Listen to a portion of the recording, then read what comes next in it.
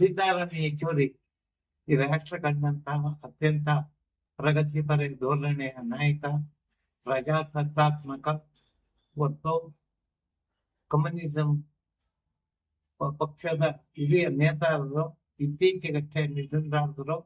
1952ರಲ್ಲಿ ಮದ್ರಾಸ್ನಲ್ಲಿ ಜನಿಸಿದ ಯೆಚೂರಿರವರು ಮೂಲತಃ ಆಂಧ್ರ ಪ್ರದೇಶದ ಕಾಕಿನಾಡದವರು. ಅವರು ಅತಿ ಚಿಕ್ಕ ವಯಸ್ಸಿಗೆ 38ನೇ ವಯಸ್ಸಿಗೆ ಟ್ಯಾಲೆಂಟ್ ಬ್ಯೂರೋ ಸದಸ್ಯರಾಗಿ ನೇಮಕಗೊಂಡ್ರು ಹಾಗೂ SFI ಸ್ಟೂಡೆಂಟ್ ಫೆಡರೇಷನ್ ಆಫ್ ಇಂಡಿಯಾದ ರಾಷ್ಟ್ರೀಯ ಜನರಲ್ ಸೆಕ್ರೆಟರಿಯಾಗಿ ಕಾರ್ಯನಿರ್ವಹಿಸಿದ್ರು ಮತ್ತು ಶ್ರೀಮತಿ ಇಂದಿರಾ ಗಾಂಧಿ ಅವರ ತುರ್ತು ಪರಿಸ್ಥಿತಿಯನ್ನು ಕಟುವಾಗಿ ವಿರೋಧ ಮಾಡಿ ಸೆರೆಮನೆ ವಾಸ ಕಂಡಂತವರು ಯೆಚೂರಿರವರು.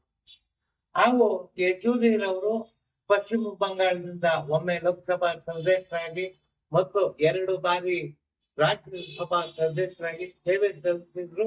ಹಾಗೂ 2009ರಲ್ಲಿ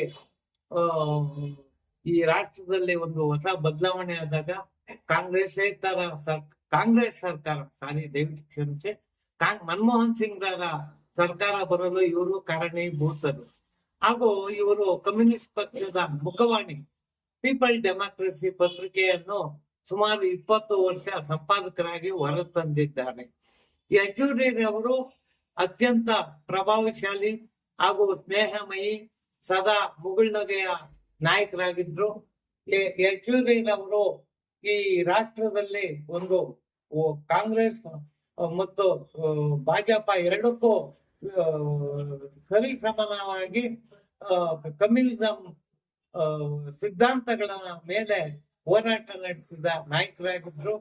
ಹಾಗೂ ವಿಶೇಷವಾಗಿ ಇವರು ಕಾಕಿನಾಡದವರಾಗಿದ್ದು ಬಾಗೇಪಲ್ಲಿ ಬಗ್ಗೆ ಇವರಿಗೆ ಹೆಚ್ಚಿನ ನೆಂಟಿತ್ತು. ಹಲವಾರು ಬಾರಿ ಚುನಾವಣೆಗೆ ಬಂದಿದ್ರು. ವಿಶೇಷವಾಗಿ ಕಾಮ್ರೇಡ್ ಜಿ.ವಿ. ಶ್ರೀರಾಮ್ ರೆಡ್ಡಿ, ದಿವಂಗತ ಶ್ರೀರಾಮ್ ರೆಡ್ಡಿ ಅವರ ಚುನಾವಣೆಗಳಿಗೆ ಭಾಷಣಗಳಿಗೆ ಬರ್ತಾ ಇದ್ರು. ಹಾಗೂ 2012ರಲ್ಲಿ ಒಂದು ಬೃಹತ್ ಕಮ್ಯುನಿಸ್ಟ್ ಸಮ್ಮೇಳನ ಚಿಕ್ಕಬಳ್ಳಾಪುರದ ಜೂನಿಯರ್ ಕಾಲೇಜ್ ಮೈದಾನದಲ್ಲಿ ನಡೆದಂತಹ ಸಂದರ್ಭದಲ್ಲಿ ತೆಲುಗುವಲ್ಲೇ ಭಾಷಣ ಮಾಡಿ ಜನರನ್ನು ರಂಜಿಸಿದರು ಯೆಚೂರಿರವರು.